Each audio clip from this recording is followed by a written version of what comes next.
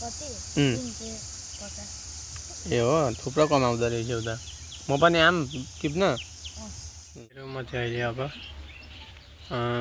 बेलबारीसम्म जान आँट्दैछु के कस्तो हुन्छ दिनचर्याहरू म तपाईँहरूलाई देखाउँछु ल गर्नुभएको के खोज्नु भएको केही होइन बाला फुकालेर ल्याउन यो चाहिँ खोर्सानी चोक हो होइन खोर्सानी चोकमा म आइपुगेको छु ठ्याक्कै अहिले साथीहरू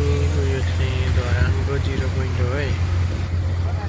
कहाँ कहाँ गइरहेको छु तपाईँहरूलाई देखाइरहेको छु मैले होइन यो धरानको 0 पोइन्ट ठ्याक्कै हो यो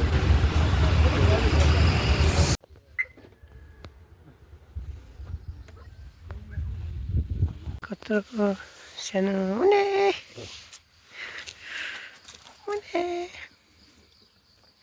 कति सानो बाख्राको बच्चा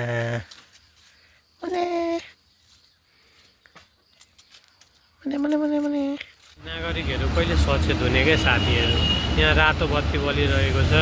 मान्छे बाटो काटिराख्नु भएको छ हामी नागरिक देश बनाउनु भन्दा पहिले हामी नागरिक सचेत हुन जरुरी छ नि होइन हेर्नु त हामी 2 मिनट पनि कुनै पनि कुरा पर्खिन सक्दैनौँ कि हेर्नु त यहाँ एकछिन आराम गर्न बसेको छ साथीहरू यहाँ यो जङ्गल पस्नुभन्दा अगाडि यस्तो छ दृश्य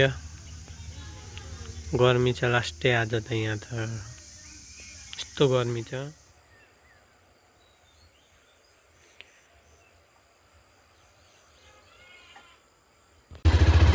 घाटले बाइक त कुदाउनु हुँदैन साथीहरू तर पनि म चाहिँ अब यहाँ तपाईँहरूलाई अलिकति जङ्गल यताको देखाइदिउँ भनेर बिस्तारै कुदाउँदैछु वरिपरि जङ्गल छ रमाइलो छ त्यो हिँड्नको लागि रमाइलो छ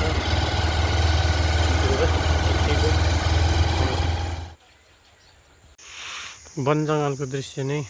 कति राम्रो हुन्छ वरिपरि हावाहरू चल्ने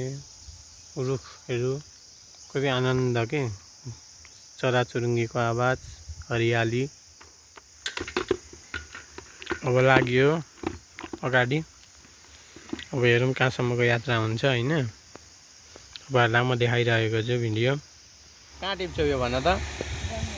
हो 50 रुपियाँ मुठा हो कति बिक्री हुन्छ ए हो थुप्रो कमाउँदो रहेछ उता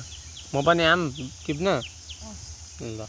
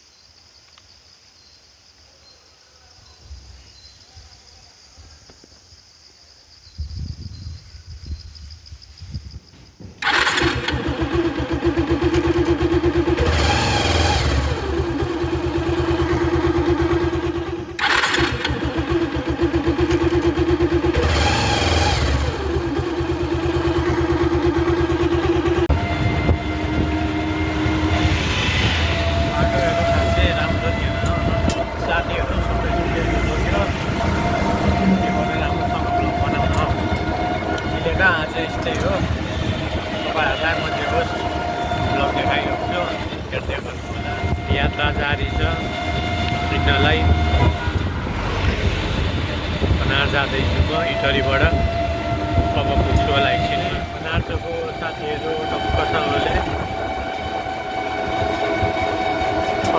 को दृश्य बेग्लै छ के यति राम्रो यति सुन्दर